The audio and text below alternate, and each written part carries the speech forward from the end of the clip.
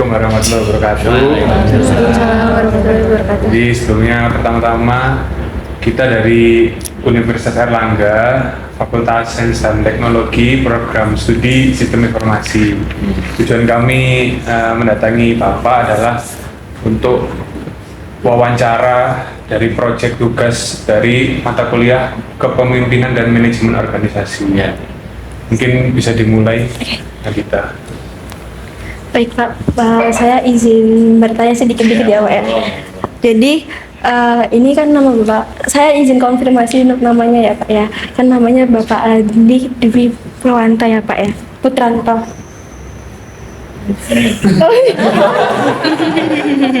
Ya, baik Pak. Lalu mungkin kami akan menanyakan sedikit tentang identitasnya dulu ya Pak.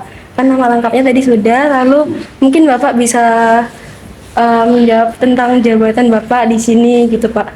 Saya Ketua Umum Kadin Jawa Timur. Ya, baik. Lalu Kadin kemudian itu apa? Perlu tak jawab? boleh Pak, dipersilakan. Kamar Dagang dan Industri Jawa Timur. Oh, baik. Anggotanya ada dua.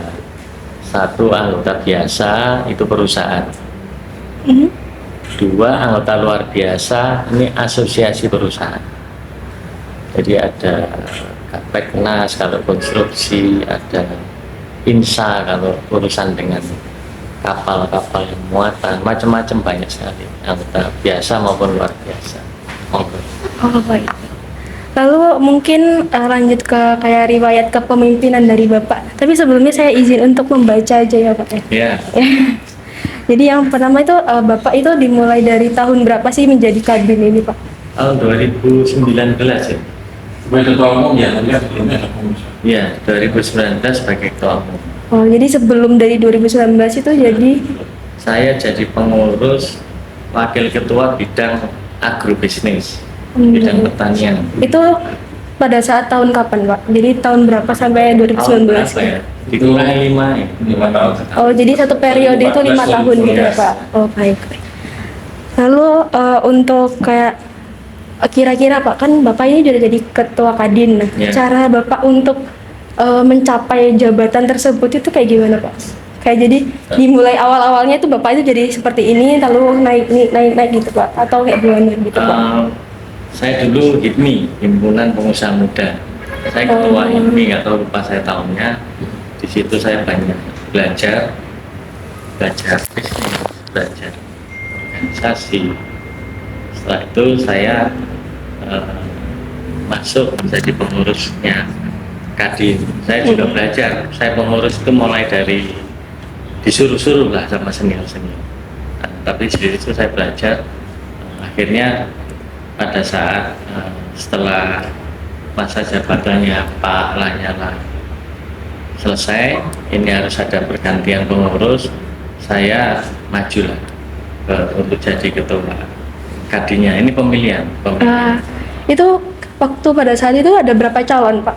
Ada 2 calon. Oh, Bapak dan ada satu lagi. Iya. Nah, itu kayak untuk menjadi ketua Kadin itu ada ujinya atau gimana kah? Atau langsung voting atau gimana Pak? Nah, syaratnya untuk jadi ketua Kadin di tingkat provinsi itu harus mempunyai KTA jelas, kartu tanda anggota. Itu 3 tahun berturut-turut. Nah, itu aja yang jadi syarat. Jadi langsung jadi ada pemilihan dari para Iya. anggotanya gitu aja Pak? Kita mendaftarkan untuk pemilihan, ikut pemilihan ketua. Gitu, baik Pak. Lalu kayak riwayat pendidikan Bapak itu kan jadi kayak misal dari SMP itu SMP di mana, SMA di mana gitu. Saya SMP 6 Surabaya, Wow. Ya. SMA 1 Surabaya. Saya sama. Saya mau Pak. Fakultas Hukum Universitas Brawijaya. Terus MHP-nya saya ambil dulu. Waktu join yang organisasi yang usaha muda itu Pak, itu ketika Bapak waktu kuliah atau setelah kuliahnya? Setelah kuliah, karena ini juga harus punya usaha. Oh, jadi Syaratnya setelah harus punya usaha. jadi Bapak memulai usaha terlebih dahulu langsung join ke HIPMI gitu ya Pak? Lulus baru. Gitu. Boleh tahu nggak Pak, kira-kira waktu itu usahanya apa gitu Pak?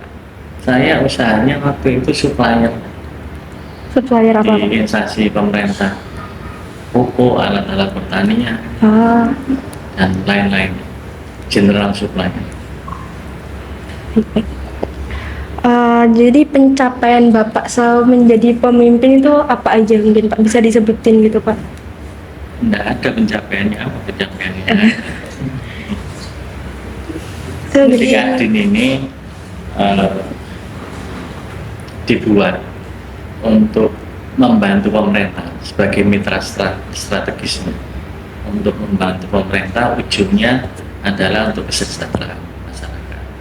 Nah, bagaimana supaya kesejahteraan masyarakat ini muncul, harus ada pertumbuhan ekonomi. Hmm. Ya, kalau pertumbuhan ekonomi tumbuh, ada investasi baru, ada penyerapan tenaga kerja, perekonomian berjalan, akhirnya masyarakat sejahtera lah. Tugasnya Kadin itu membantu pemerintah dalam rangka meningkatkan pertumbuhan ekonomi. Nah, di sisi itu aja yang kami lakukan. Nah, Kadin Jawa Timur kebetulan fokusnya di peningkatan sumber daya manusia di semua sektor, baik itu di sektor UMKM. UMKM ini kan perlu kita dampingi terkait bagaimana sih meningkatkan sumber daya manusianya di tiap-tiap UMKM. Biasanya UMKM ini secara manajemen ya si A ini belanja, si A ini masak, si A ini juga keuangan, si A ini juga memasarkan, si A ini juga pegang duitnya perusahaan, juga campur dengan duitnya rumah tangga. Ini jadi satu, jadi nggak bisa dikontrol. Kita coba menemani lah bagaimana memilih bahan baku, membeli bahan baku, bagaimana memproses bahan baku ini, bagaimana mengontrol kualitasnya, bagaimana mengemas ini, bagaimana caranya menjual. Nah, ini rangkaian ini yang kita dampingi. Oh, jadi kayak bentuknya tuh sebuah pelatihan gitu kan? Kalau ini yang UMKM, pelatihan pendamping UMKM. Terus ada lagi pelatihan terkait dengan pemeriksa produk IKM. Nah, yang tadi pelatihan pendamping ini kan harus ada standarnya. Ilmunya sebagai pendamping itu kan harus ada. Iya. Nah, kita kasih pelatihan untuk itu di setiap Kadin kota kabupaten. Nah, targetnya 6 bulan harus omset tambah, syukur-syukur tambah karyawan. Setelah itu kita juga punya namanya program pemeriksa produk IKM. Pemeriksa itu kita ini produk UKM kan harus mempunyai daya saing. Kita ambil daya saing yang kualitasnya ekspor.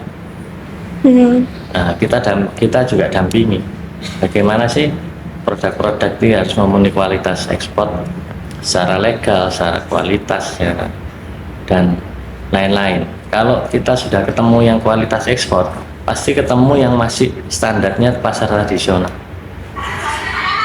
Ada pasar modern, ada pasar tradisional kan. Ekspor, pasar modern, pasar tradisional. Yang pasar tradisional itu masuklah pendamping tadi, supaya ini naik kelas. Biar sampai ke pasar modern gitu Iya, Pak. begitu. Oke. Untuk Dan- UMKM. Tadi kan Bapak sempat sebutin kalau itu omsetnya tuh harus 6 bulan tuh harus naik gitu ya Harus Pak. naik. Nah kalau semisalnya Pak ada case itu kayak itu tiba-tiba malah turun. Nah itu kayak gimana sih Pak caranya nanganin gitu Pak? Gini, kita evaluasi. Yang pertama kita evaluasi itu pendampingnya. Ini salah sopo ini. Oh iya iya. Pendampingnya UMKM-nya. Yang kita evaluasi itu pendampingnya, karena pendamping itu harus mempunyai kemampuan pedagogi Apa itu? cara Oh ngajari. iya iya baik. Nah, Yang kita udah paham. bagaimana sih ini pendampingnya bagaimana? Ini Kalau kayak pandemi ya memang nggak bisa ngomong apa-apa kayak seperti kemarin. berhubung Bapak sudah nyautin ke pandemi, nah itu kayak gimana Pak? UMKM gitu Pak? Kita berusaha lewat Online. online. Oh, gitu. Cuman memang nggak bisa online karena harus pendampingan harus Offline. offline. Lalu satu pendamping ini bisa megang berapa UMKM sih Pak? Terserah mereka. Kita cuma mentargetkan satu pendamping 10 UMKM. Minimal 10 UMKM. Nggak usah banyak-banyak, banyak-banyak nggak jadi semua. Oh iya. Itu jadi pendampingnya itu cari UMKM sendiri atau ditargetin gitu? Karena ini pengurusnya Kadin, pendamping-pendamping itu mereka pasti punya binaan-binaan dan mereka punya yang harus dibina. Oh jadi ada list-listnya gitu Iya. Pak? Oh baik. Mau nambahin? Kurasi juga begitu, mereka harus periksa setelah mempunyai sertifikat kurasi. Memeriksa produk IKM ini sertifikatnya dari BNSP, Badan Nasional Sertifikasi Profesi. Jadi standar ilmunya memang mumpuni. Nah mereka harus jalan mengkurasi produk-produk UKM, ngajari ya. Akhirnya bukan memvonis punyamu tidak standar ekspor, tapi Bu ini belum standar ekspor atau ini sebaiknya diperbaiki begini. Jadi ya mengedukasi. Ini yang Kalau misalnya Pak ada nih UMKM kecil tapi belum masuk ke list gitu Pak, tapi dia tuh mau nih untuk dibina nggak kayak gitu. apa-apa. Oh jadi Bisa mereka sewaktu-waktu hadir, ya. lapor atau kayak gimana gitu Pak? bisa sewaktu-waktu ke datang sini ketemu di bidang UMKM. Oh lalu untuk mengajukannya itu kira-kira ada syarat atau Nggak gimana? ada, langsung datang aja sih. Oh gitu ya. Mungkin yang lain ada mau tambahin atau gimana? Oke mungkin boleh. Untuk sebelum perkenalkan saya Raffi, saya mau tanya kalau untuk menjadi pembina yang untuk membina 10 UMKM itu syaratnya apa aja? Nggak ada syaratnya, paling lulusan SMA ya. SMA. Karena kemampuan Pembinaan. Komunikasi gitu ya Pak? Pembinanya. lulusan SMA. Sertifikasi masuk. Lulusan SMA. Lulusan SMA. Apakah itu kan lulusan SMA terus harus kerja di bagian Kadin UMKM itu? Enggak, bebas siapapun bisa jadi pendamping. Berarti lebih ke nggak di dalam Kadin dia bisa berdiri sendiri gitu. Bukan Tapi yang kita latih ilmunya Oh. sebagai pendamping maupun sebagai kurasi biar standar. Ya enggak kira-kira. Ya. Karena UMKM-nya kita masalahnya kan di daya saing. Ini perlu kita menjaga daya saing. Nanti jangan sampai perkoncoan. Oh ini temennya UMKM, temennya Pak Rektor diloloskan ikut pameran luar negeri, tapi daya saingnya kan enggak cocok nanti. Iya benar. Percuma. Kasihan UMKM. Mungkin main lagi dulu kan Bapak ikut apa yang himpunan pengusaha hit muda. me. Nah, itu langsung masuk ke sini caranya gimana? Masuk ke Kadin gitu untuk kerja di sini. Nggak kerja ini. Sini nggak kerja, jadi Kadin ini lembaga non profit. Duit nggak ada dari pemerintah. Oh, Duit murni dari kita pengurus. Gak bayari terus. Itu yang UMKM. Yang terkait peningkatan sumber daya manusia. Jadi keluarnya ini adik-adik juga perlu tahu. Keluarnya industri artinya pengusaha-pengusaha ini merasa bahwa lulusannya SMA sama SMK sama perguruan tinggi tidak sesuai dengan kebutuhannya industri. Nah, Kadin Jawa Timur tugasnya bagaimana lulusan SMK maupun perguruan tinggi nantinya sesuai betul-betul dengan kebutuhannya industri. Nah itu, makanya kita juga buat namanya latihan praktik tempat kerja. Ini kita kerjasamanya dengan Katir dari Jerman, GIZ dari Jerman, Swiss Contact dari Swiss untuk ngurusi itu. Kita latih pelatihnya di industri, karena kalau nggak ada pelatihnya nanti kalau ada adik magang suruh buat kopi, suruh fotokopi. Nah makanya kita latih pelatih di industri masing-masing supaya menerima magang bisa langsung 6 bulan ini sudah ada kurikulumnya yang jelas. Sama kita namanya harmonisasi kurikulum. Kebutuhannya industri itu apa sih? Kalau belum ada yang masuk di kampus atau di kurikulumnya kampus atau SMK, kita selipkan di situ untuk nantinya benar-benar bisa. Itu kalau yang untuk Sumber daya manusia. wirausaha juga gitu. Malah Ada- sekarang ini kami dorong wirausaha baru. Wirausaha baru tuh yang seperti apa gitu Pak? Wirausaha baru itu ya ya kayak adik-adik ini. Kan mestinya semester 4 ini sudah punya cita-cita mau jadi apa, Bener Pak. ya kan? Belum punya. Sudah Pak, insya Allah. Oh. Kalau wirausaha baru atau mau bekerja kan harus punya cita-cita.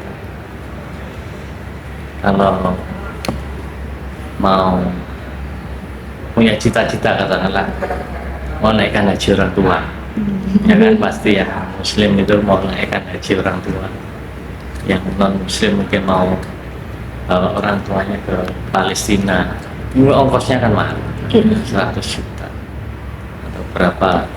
Nah, dengan hitung-hitungannya begini, dengan jadi karyawan gaji UMR katakanlah 4 juta, harus nabung berapa lama untuk dapat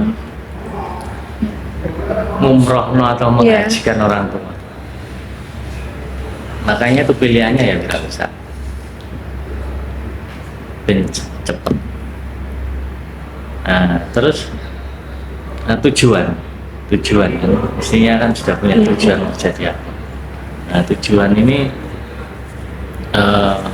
harus benar-benar kuat di kita, di otak kita ini harus kuat.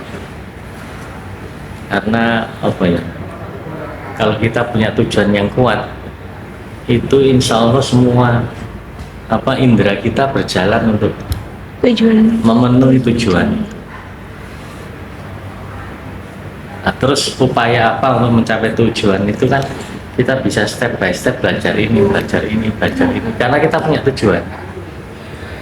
Ya kan? Kalau nggak punya tujuan ini yang susah, ngelambiari. Gak ada yang akan kita raih.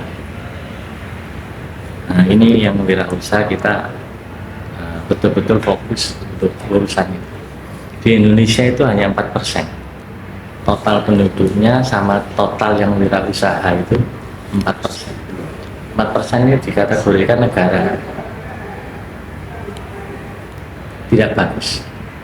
Kalau di Malaysia sudah 8%, di Amerika, China sudah 20%. Persentase antara jumlah penduduk dengan wirausaha. Nah, ini makanya kita dorong supaya benar-benar kita jadi negara yang maju lah. Salah satu cara mengukurnya ya jumlah wirausaha. Itu sama demografi. Ya, demografi. Bonus demografi. Kita ini kakean anak muda, kakean usia produktif. Nanti kalau kita ndak bisa mengarahkan, bisa repot. Sementara Jepang, negara-negara Eropa, angka kelahirannya sangat turun. Mereka sangat butuh tenaga kerja dari kita. Nah, itulah kira-kira. Makanya itu dia wirausaha. Semua orang bisa. Bapak saya ini petani di desa. Semua orang bisa.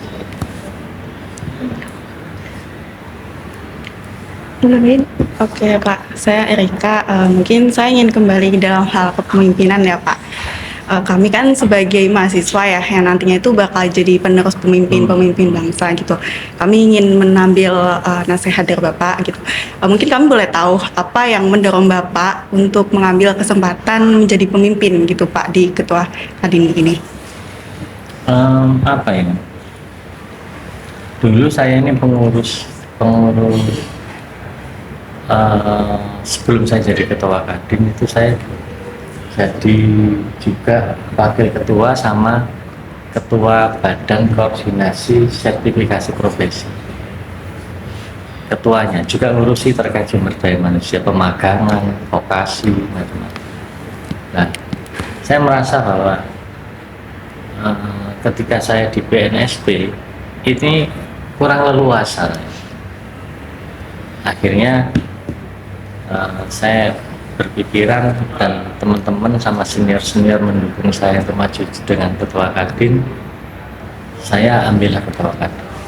Nah, sekarang peran BNSP ini saya ambil semua di Kadin. Saya kan lebih leluasa karena punya jejaring yang lebih banyak.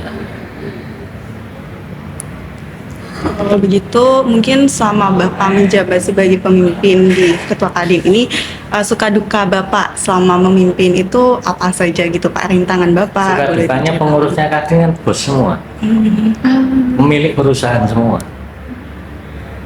Sementara saya bukan bos, ya kan? Ngaturnya kan susah.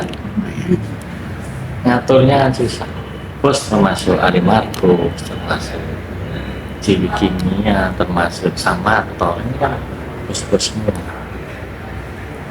Ada yang non-free, ada yang free. Ini kan bagaimana pemimpin ini bisa menyatukan perbedaan. Artinya bukan perbedaan itu terus kita satukan, tapi Menyatukan. mengkoordinasikan perbedaan ini, bukan malah memecah belah perbedaan. Ya, ini yang susah dan bos-bos semua. Jadi yang bisa saya lakukan hanya pendekatan manfaat. Kayak bosnya Gudang Garam, bosnya Sampurna. Ini kan sulit yang tidak bisa, bosnya Wismila sulit kan bisa. Tapi ketika mereka punya persoalan terkait dengan kebijakan, saya masuklah di situ untuk mereka kan juga anggota saya, untuk memperjuangkan anggota. Nah, dari situ ya sedikit demi sedikit beliau-beliau ini bisa kita komunikasikan dengan baik. Modalnya itu aja, mesem-mesem tok modal.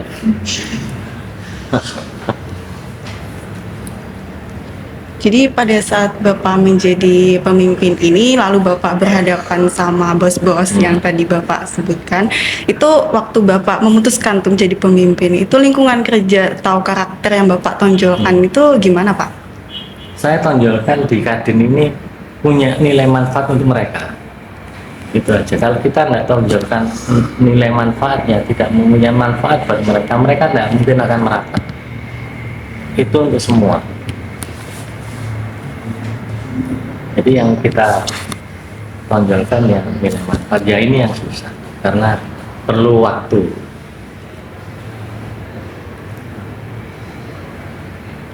Mungkin ada yang nambahin lagi dari teman-teman. Mungkin saya izin untuk flashback dikit ya Pak ya. Tadi kan Bapak sempat bilang kalau kita itu harus punya tujuan gitu Pak. Nah itu kan kita harus step by step. Tapi kalau semisalnya nih Pak, ada sebuah case bahwa kalau kita itu mau mencapai tujuan tersebut itu banyak sekali hambatannya gitu Pak. Itu kayak gimana Pak? Jadi malah membuat pikiran kita itu jadi kayak terombang-ambing gitu Pak. Begini, apa namanya?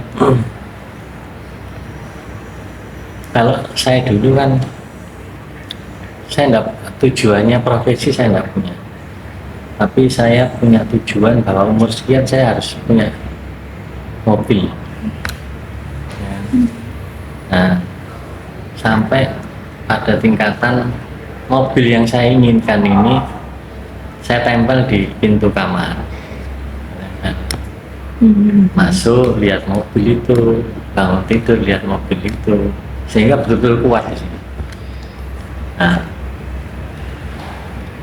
meskipun mobil itu setelah saya lulus, saya mulai SMA sudah ingin seperti itu. Setelah saya lulus, termasuk mobil kuno ya kan, mobil kuno ya nggak apa-apa. Tapi kalau kegagalan itu biasa. Sekarang malah zamannya zaman enak, semua bisa dicari di Google. Kalau waktu zaman saya kan harus masuk ke komunitas usaha, masuk ke komunitas ini. Dan ini yang harus memang di tadi saya sama Bu Gubernur, bahasanya Bu Gubernur bagus. Ini yang untuk yang muslim. Ada hadis qudsi, ya. Hadis qudsi itu hadis yang dari Allah langsung ke Nabi Muhammad. Ya kan? Allah ini akan memberikan prasangkamu. Kalau kamu prasangkanya jelek, prasangkanya menyerah, ya dikasih. Nah, untuk itu makanya harus berprasangka baik. Sing api-api tok langsung dipikir. Itu katanya hadis. Dan itu memang ya sebenarnya. Iya benar. Karena Allah sesuai prasangka hambanya gitu ya Pak. Benar. Benar.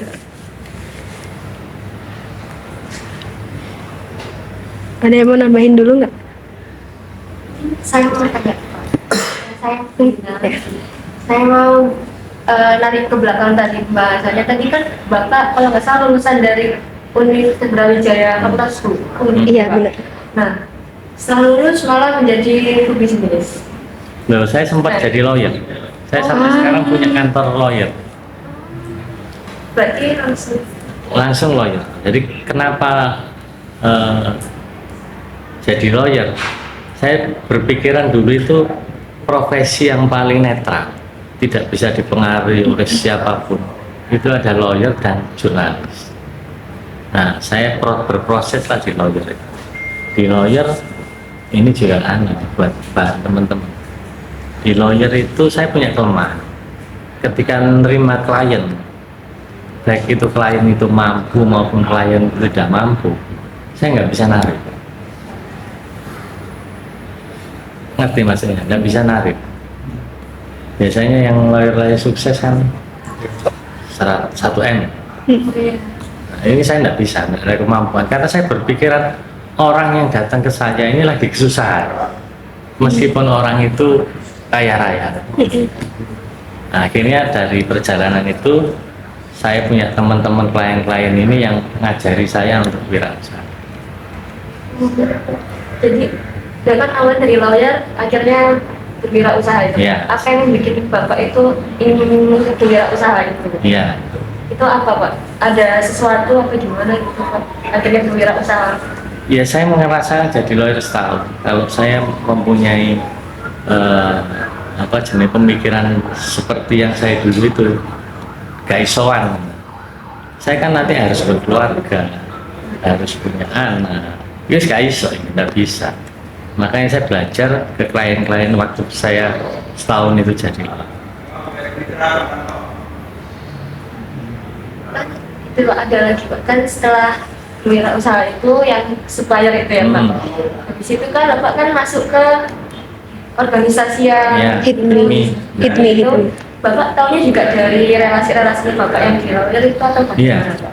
dari lawyer-lawyer dari senior-senior untuk masuk HIPMI. HIPMI itu memang tempat belajar karena mereka jaringannya anak-anak muda dan Untuk masuk ke HIPMI-nya sendiri itu kayak Sesuatu gitu Pak. iya gitu Pak. Kayak apa ya? Selain bilangnya? memiliki bisnis gitu. Iya, selain Iya. harus punya bisnis itu Atau bisa auto langsung. iya atau gimana? kayak ya udah kamu join karena kamu punya bisnis gitu Pak. Kayak gitu iya, atau kayak gimana kita gitu? ada KTA-nya, ada bagaimana caranya untuk jadi anggota. Kalau aktif bisa jadi. Ini kan masih pengusaha muda. Kalau misalkan kita belum punya bisnis tapi ingin memulai bisnis gitu, Oh, bagaimana itu Pak? betul. Mau memulai apa? Mana itu nakah dulu. Kalau nanti Pak. Nah, bisa konsultasi dengan. Jadi untuk pelatihannya itu bisa di dalam sini dan di luar gitu ya Iya. Pak ya. Untuk yang di dalam sini tuh kayak udah terjadwal atau harus janjian sama UMKM-UMKM-nya gitu. Biasanya terjadwal kalau pelatihan itu, tapi untuk konsultasinya ya janjian. Dibebaskan. Oh. Mulai Bandung. Jadi kalau mau jadi wirausaha jangan merasa bahwa saya ini tidak punya latar belakang Usaha. pengusaha. Karena bapak saya pegawai negeri, bapak saya guru, bapak saya petani. Jangan punya berpikiran seperti itu sehingga wah nggak mungkin saya bisa jadi. Dan jangan berpikiran nggak punya uang, gimana caranya berwirausaha. Nah, ngomong-ngomong tentang usaha nih Pak, kayak ada nggak sih Pak rekomendasi usaha yang bisa digunakan oleh kami gitu loh Pak? Kayak misalnya kan semisal di bidang usaha makanan kan udah banyak sekali gitu Pak, jadi banyak pesaingnya, jadi kayak jangan ambil makanan kayak gitu-gitu atau gimana Pak? Makanan masih tetap. Jadi semua negara ini pengen masuk Indonesia jual makanan. Semua negara asing. Jadi kalau untuk makanan minuman di Indonesia ini pasar terbesar.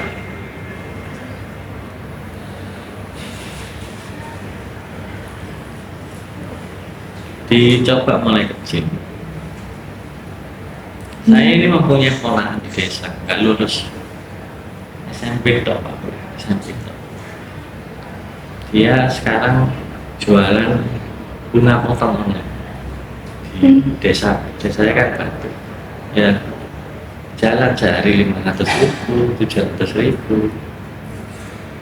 Paling di desa hidup untuk makan sehari cuma 20.000. Nah ingat kita.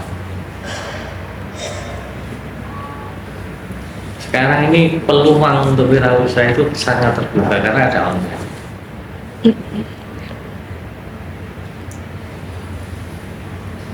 Mau nambahin dulu Pak? Mungkin saya mau nambahin lagi Pak. Mau kembali lagi ke hal kepemimpinan gitu ya. Jadi selama Bapak menjadi pemimpin ini kan tentunya menghadapi yang tadi itu pemimpin-pemimpin lain, bos-bos lain gitu. Nah Bapak tentunya ketika bekerja sama dengan mereka semua kan nggak pasti lancar aja gitu ya Pak.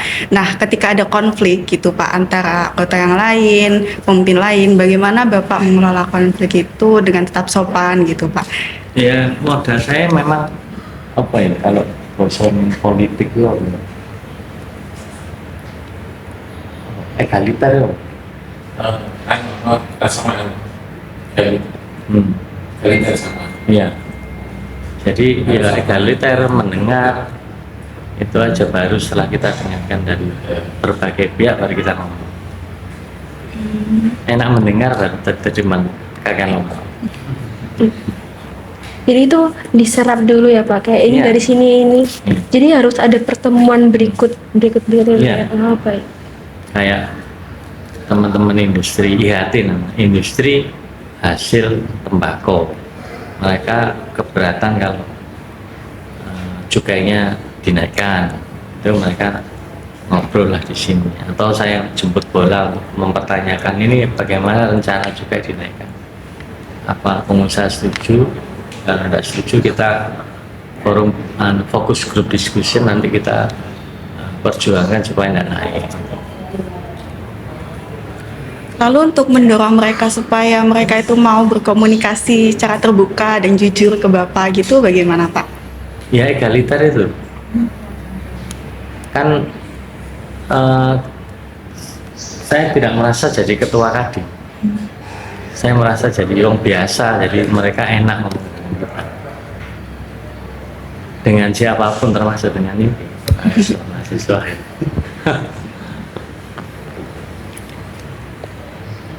Kalau kita sudah menempatkan diri sebagai ketua kadin itu membuat kita malah membuat jarak dan kita tidak tahu persoalannya.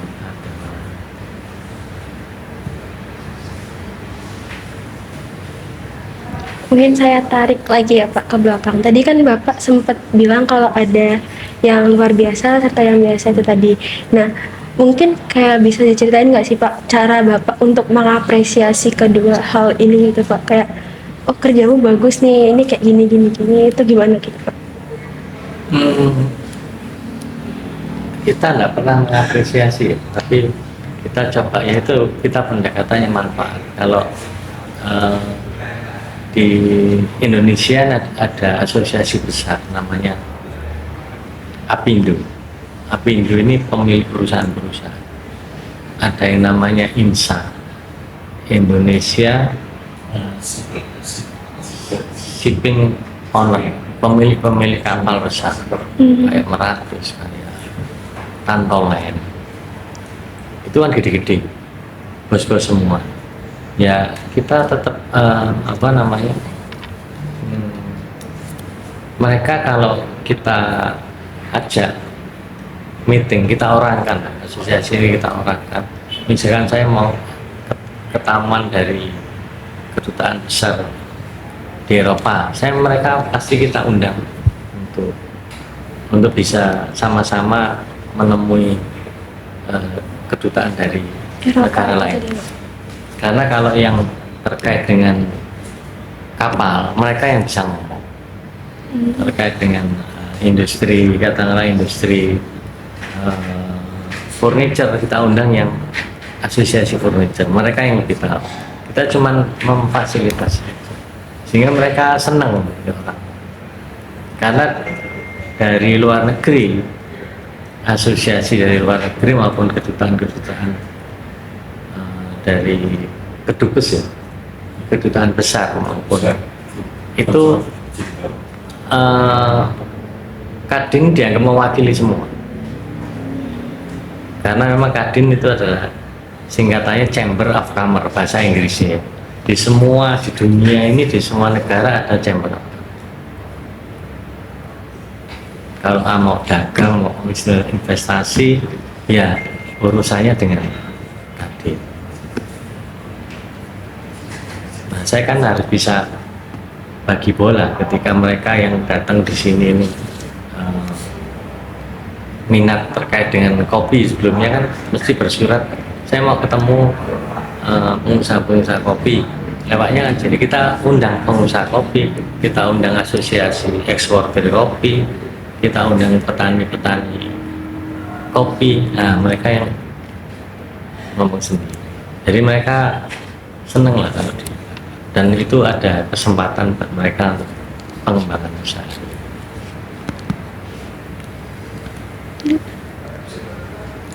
Oke, nggak ada yang mau nambahin lagi. Oke, mungkin Nggak takon.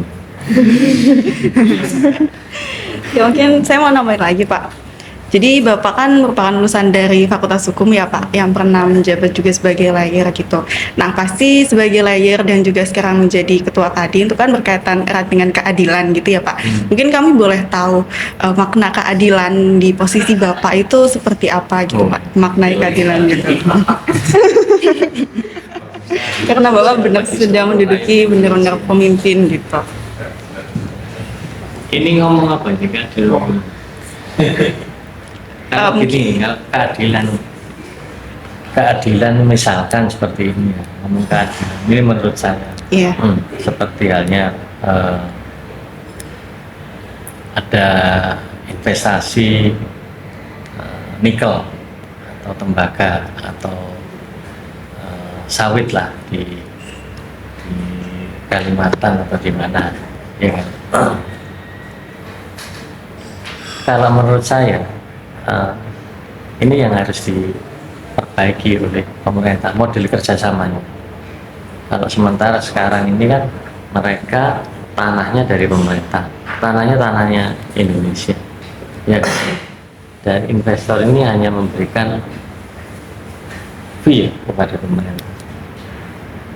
Nah ini menurut saya kurang berkeadilan. Mestinya pemerintah ini modelnya kerjasama. Saya punya tanah, you punya teknologi, ayo hitung hitungannya bagaimana. Gitu, sehingga betul-betul ini bisa berkeadilan. Gitu menurut saya. Nah ini Pak Jokowi sudah betul ini, sudah mulai hilirisasi. Tapi kerjasama ini ya harus diperbaiki. Seperti hanya pengalaman kita Freeport. Freeport baru di pemerintahan Jokowi itu 51% saham. Padahal itu tanahnya di Indonesia, punyanya Indonesia, tapi waktu itu paling kita cuma dapat 9%. Ini kurang adil gitu. Mestinya bargainingnya, saya punya tanah, punya di dalamnya ada emasnya, kamu datangkan alat-alatmu, ayo bagaimana joinnya gitu. Gitu. Iya Pak. Sudah menangkap. Mungkin teman-teman lain mau nambahin lagi. Saya mau nambahinnya lebih menarik lagi ya Pak. Tadi kan Bapak sempat bilang kalau Bapak itu sempat menjadi supplier. Nah, mungkin bisa diceritain nggak sih Pak kayak keadaan supplier sekarang ini kayak gimana? Maksudnya kayak Bapak langsung meninggalkannya kah atau kayak gimana Masih, gitu Pak? saya nasib sekarang masih, cuman saya dulu kan suppliernya di pemerintahan, supplier pupuk, supplier alat-alat pertanian.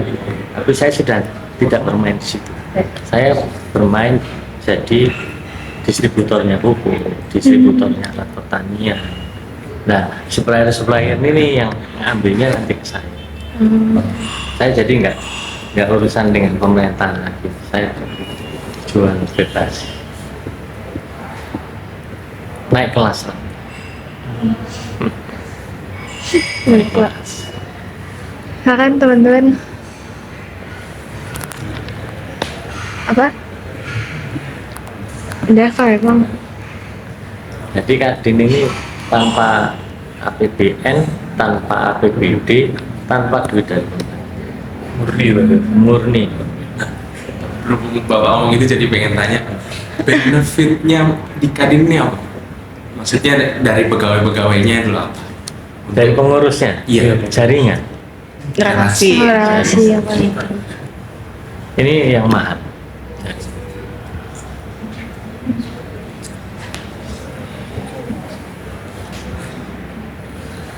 Ya mungkin sudah cukup Pak. Siap. Mungkin Wawancara. untuk penutupannya ya Pak ya, itu kayak mungkin Bapak bisa memberikan bekal gitu Pak kepada kami untuk calon pemimpin ya, amin gitu Pak, untuk bisa mengikuti jejak Bapak gitu Pak. Itu gimana Pak? Kayak bekal apa yang harus kami siapkan? Iya. Jadi ilmu di kampus itu apa ya? Yang perlu teman-teman latih itu adalah soft skill. Soft skill itu kalau untuk kepemimpinan itu kemampuan memutuskan sesuatu. Ini soft skill. Kemampuan untuk bekerja secara tim. Ini soft skill. Kemampuan komunikasi. Ini adalah soft skill. Ini perlu sekali.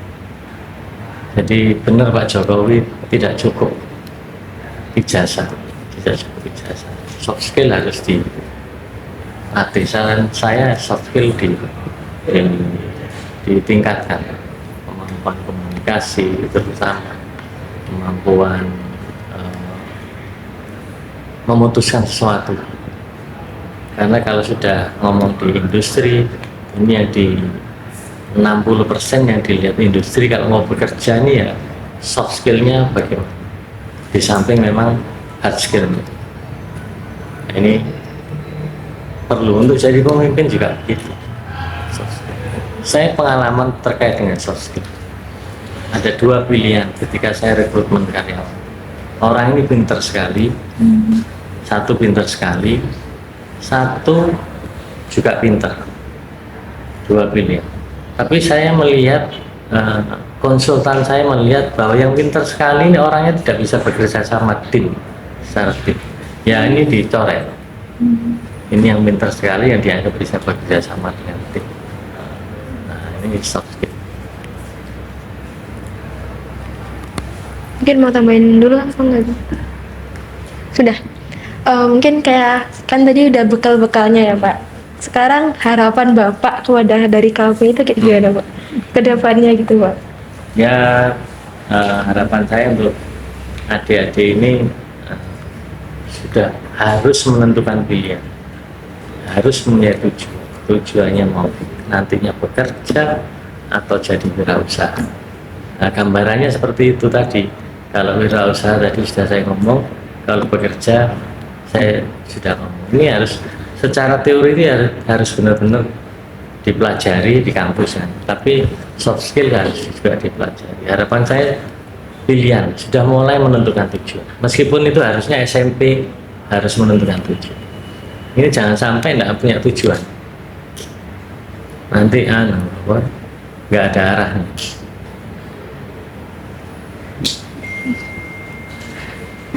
Sudah?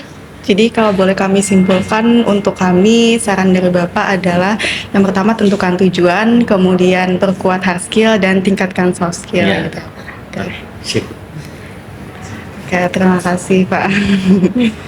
Mungkin bisa dikembalikan ke Faza. Ya mungkin cukup sekian dulu Pak, wawancara Siap, Li. Jadi kamu Mulai bayi.